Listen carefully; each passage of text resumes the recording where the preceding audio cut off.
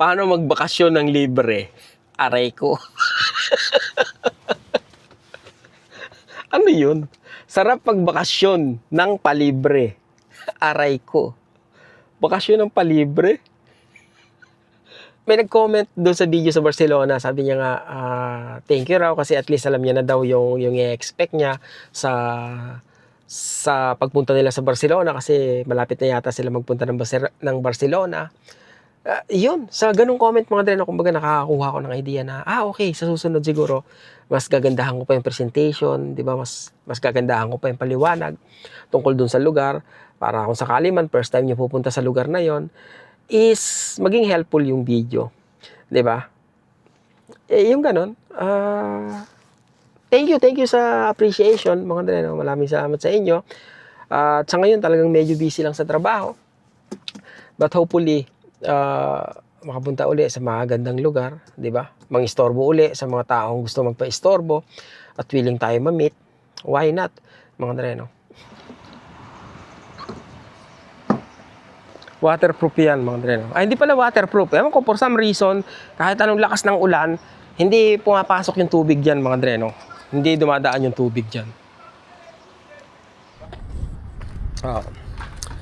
Good morning. Sabado. Alas 9:20 ng umaga, Home Depot. Easy life sa Canada. Walang ganon.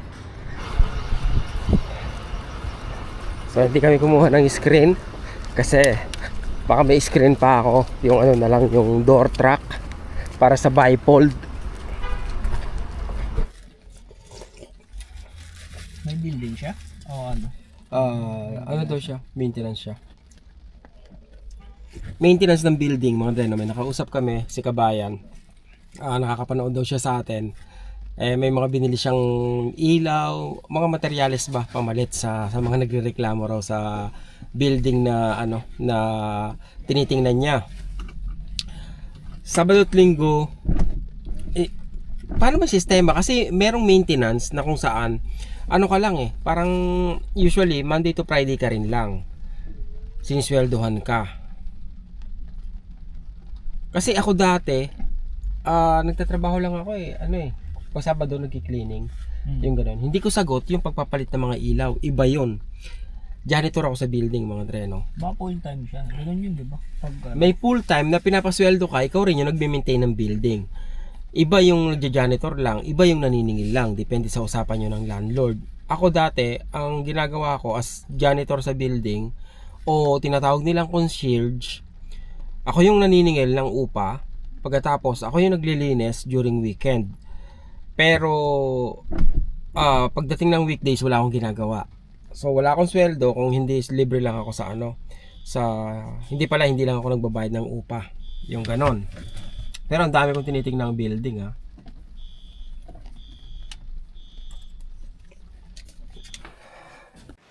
so ito yung papalitan namin, mga dreno. Anong ginawa? Ito ang aming papalitan. Makapagpakat ako sa to. Tigas. Dito matama ako sa to.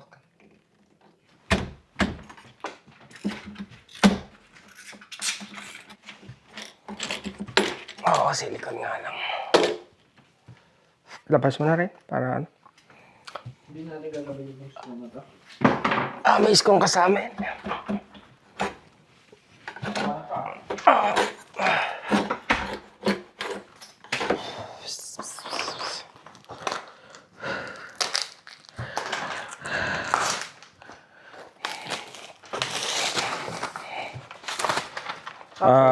No. Puputulan mo siya rin. 29 and 3/4. Snips ba? Ha? Snips kailangan. No. Lagarin bakal to rin. Dito ka magpuputol. Okay? 29 3/4.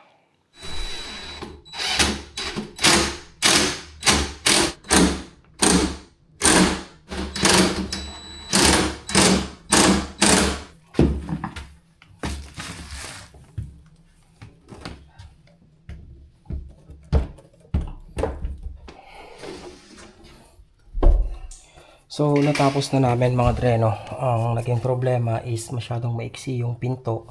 Kaya ang ginawa ko, nilagyan ko ng shim dito sa ilalim. Para lang umabot siya.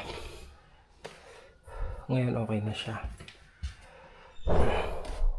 Kahit pa paano, smooth na yung pagbukas niya.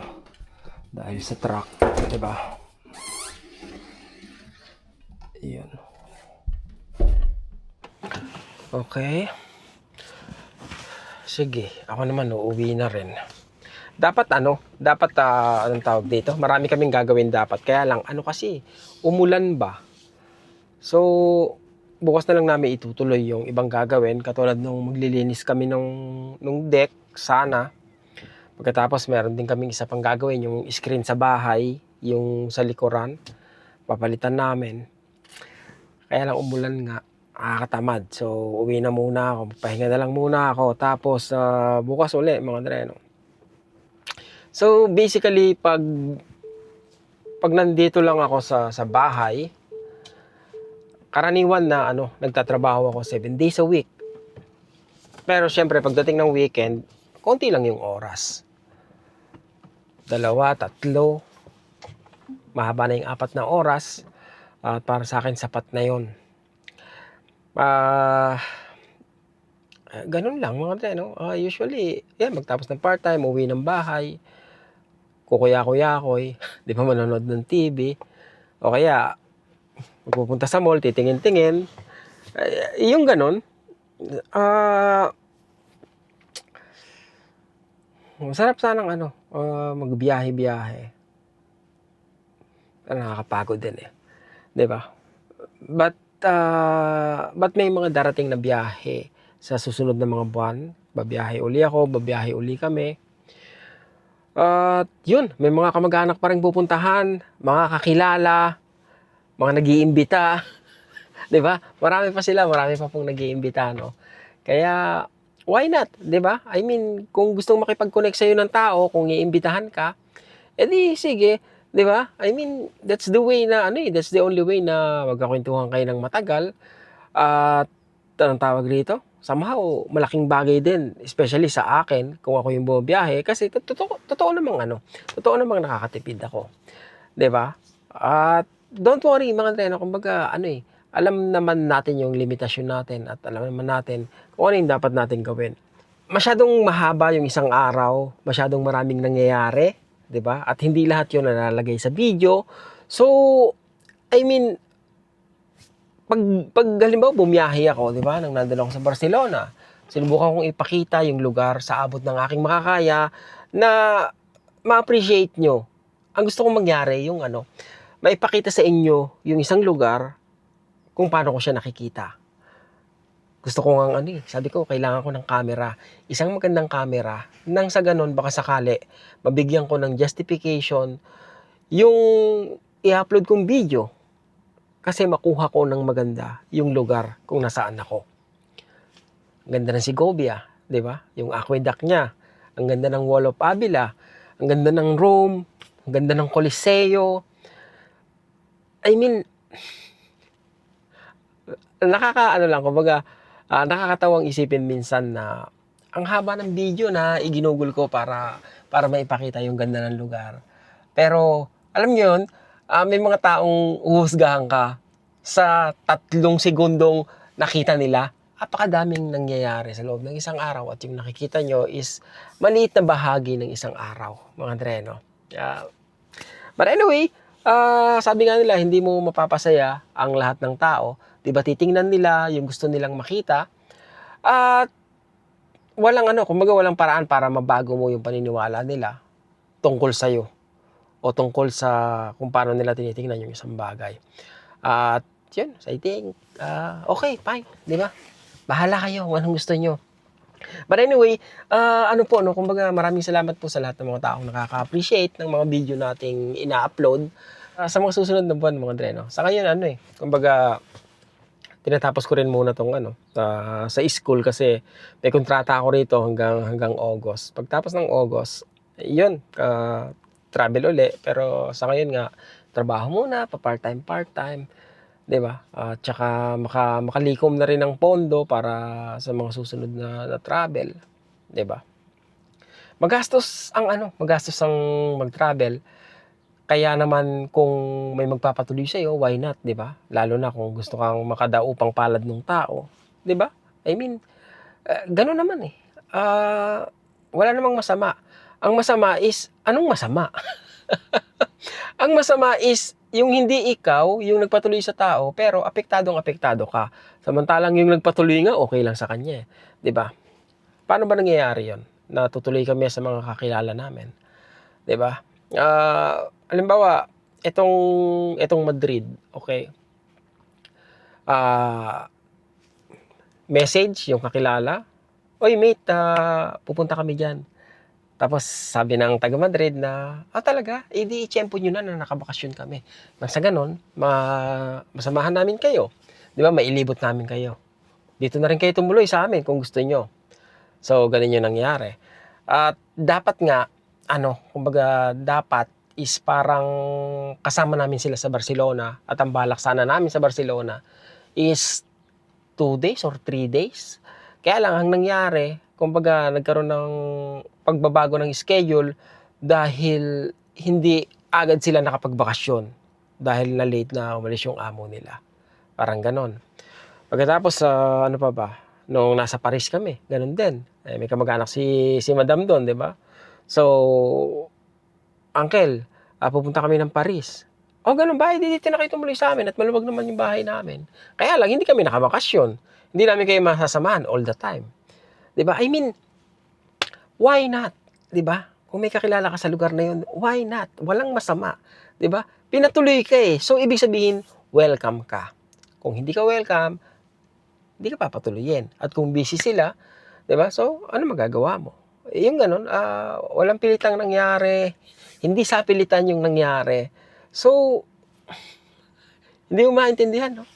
Ba't may nagre-react? At yung nagre-react is walang ambag. Di ba? Ganun talaga, no? Ganun yung mga tao. But anyway, it is what it is, mga Andre, no? At yun, wala pong nakakahiya kung may magpatuloy sa inyo at tumuloy naman kayo sa kanila. Di ba? Ako inaamin ko talagang makakatipid ka eh. Di ba? At magkakaroon ka ng connection sa tao. So, hindi po kumbaga, bago ako dumating ngayon sa point na kung saan may mga taong nakaka-appreciate sa akin, may mga tao na nag-i-invite sa akin na, "Oy, Dre, pag nagpunta ka rito, baka gusto mong tumuloy rito sa bahay, welcome ka." 'Di ba? Kumbaga, hindi to biglaang nangyari. Ito yung bunga ng pagsisikap, ng pag-upload, kahit mapagod ka, 'di ba? Sa loob ng mahabang panahon dito sa YouTube. Yung, alam niyo yan, 5 years, 6 years na yata ako nagbablog. So, somehow, pag may mga taong nag-iimbita sa akin o nakakakilala sa akin, is malaman ko na, "Oy, matagal na kitang pinapanood, Dre, So, somehow, alam niyo yung connection na instant na kilala niya na ako. So, somehow, alam niyo yung kampante yung loob ko sa kanya. Na parang close na rin kami in a way. Parang ganun na ako umakto, mga Dre, no? Na close na kami. Hopefully, makita ko kayo sa mga susunod na araw, mga Dre, no? Meron yung gusto raw makituloy sa amin.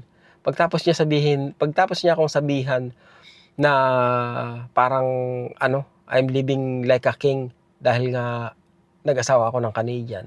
'Di ba? Ngayon, nag-message siya na makikituloy siya sa akin at gusto niya igala ko siya. Parang ganon. I mean, what? Kung may hihinging kang pabor sa isang tao, I mean, bakit kailangan mong mang-insulto nang hindi mo kakilala? Sabi ko nga sa kanya, sabihin mo lang sa akin, available ako hanggang October 2nd week. Sabihin mo sa akin kung anong petsa. Sabi niya, paano ako makakapunta sa'yo? Alam niya kung saan ako nakatira, mga Andre, no? Sinabi niya pa, alam niya kung saan ako nakatira. Sabi ko, pumunta ka na lang sa harap ng building namin.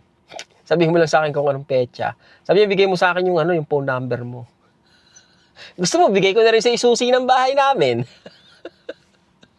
Di ba? Gusto ko gusto kong ma-meet, gusto kong makita yung mukha niya, gusto kong makita kung kasama niya yung pamilya niya, gusto kong makita yung anak niya, yung asawa niya. Gusto kong makita siya bilang tao, kung anong klase siya. Kung anong klaseng tao ka na nakakapagsalita ka ng hindi maganda laban sa iba samantalang hindi mo personal nakakilala. 'Di ba? Ilang taon na kaya 'to? Kasi baka bata pa, so baka sakali maintindihan ko mga Dre na kung bata-bata pa. Kasi parang ano parang napagtanto ko ngayon na yung wisdom mo sa buhay, minsan nakukuha mo yon habang nagkakaedad ka. What's the rush? Who's calling? Who's calling? I won't ask for much.